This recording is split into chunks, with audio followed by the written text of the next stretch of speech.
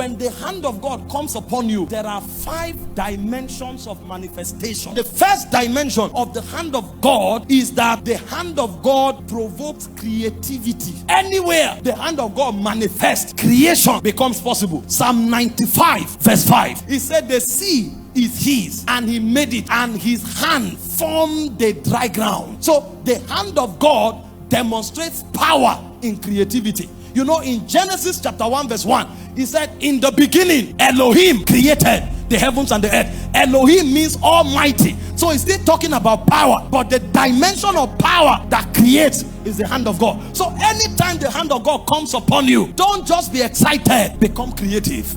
The second dimension of the hand of God is supernatural speed. 1 Kings 18 verse 46. And the hand of God was upon Elijah, and he outran the chariots of Ahab, even unto Jezreel. See, when we are talking the power of God, we are not just talking feelings. We are talking power that creates supernatural changes. You know what that means? The king represents status quo. That means the best of what can be obtained. He represents it. And his horses are the fastest. For the purpose of security, you will never go to any land where anybody has a horse better than that of the king. But when the hand of God came upon Elijah, he outran the king and his chariots. That means if the hand of God comes upon your life, you will defy status quo. They told you civil servants can be wealthy, and then you now enter a frequency of speed. You receive salary for 2 years and you invest it in a business, and that business brings billions. And they ask you, how did you do it? It's supernatural speed. They told you this ministry you are going into, until you are 15 years, you won't succeed. You are 1 year, and you start doing what those who are 20 in it can do. It is speed. Yes, it may take somebody else 20 years. Nobody says it won't take me 6 months. If the hand of God comes upon you, you can outrun the chariots of Ahab. The third thing about the hand of God is that the hand of God works wonders. If everything in your life is natural, you are a failure. If you can explain everything about your destiny, you are a failure. Ask those who change things. There are many things about their life that is supernatural, and that supernatural life is a function of the hand of God. Acts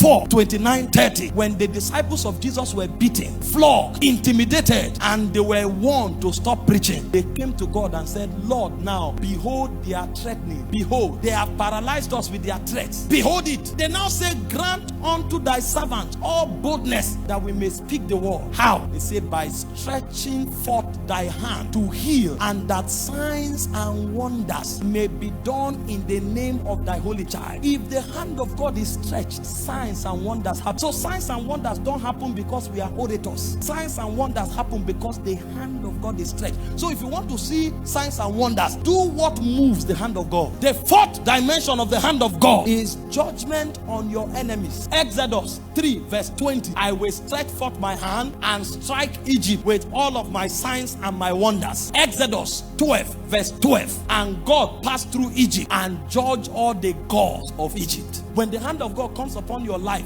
anybody who makes himself your enemy is in trouble. He said, gather together, you will scatter. Take counsel together, it will come to naught. Speak the word, it will not stand. For our God is in our midst. When the hand of God comes upon you, your enemies are not your enemies. They are the enemies of God. He said there's no enchantment against Jacob. There's no divination against Israel. Not because Jacob is strong, because the shout of the king is in the midst of them. He said though the enemy comes in, he said like a flood, the Spirit of God will lift up a standard. See, you don't know how the hand of God works. That's why you are having high blood pressure, because of your enemy. I've heard people threaten that I will die. I never prayed about it. I've heard people say all kinds of evil. We will fail. I don't pray about such things. You know why? If the hand of God is upon me, that's one of the way he works. You will be sleeping, God will be working, because he is your defense. He has become your fortress. And the final thing the hand of God represents is terror. Terror, terror, terror. Hebrews 10:31. Terror. When the hand of God manifests, your enemies are paralyzed. It is a fearful thing to fall into the hands of the living God. It's a fearful thing. Deuteronomy 2 from verse 24 to 25. It says, rise ye up, take up thy journey, go beyond the river Arnon. Behold, I have given unto you Sihon the Amorite, king of Heshbon. Begin to contend with him in battle and possess the land. Why? He said, I have put my terror upon you. Your enemies are paralyzed before you show up. That's why even those gossiping you, when you pass, they begin to confess, because there's something the hand of God does to you. And David knew this. He said, though I walk through the valley of the shadow of death, I fear no evil, for thou art with me. For thou anointest my head with oil, my cup runneth over. He said, in the midst of my enemies I can prosper. See, you don't only prosper where your friends gather. When the hand of God is upon your life, your enemies can surround you. You will still prosper because of what is happening to you. I make bold to tell you tonight that everybody that ganged up against you, from tonight there'll be confusion in their camp. Thank you for watching this video. We trust you have been tremendously blessed. To get more messages by Apostle Michael Orokpo, kindly join our Telegram channel by following the link on your screen. Your life will never remain the same. God bless you.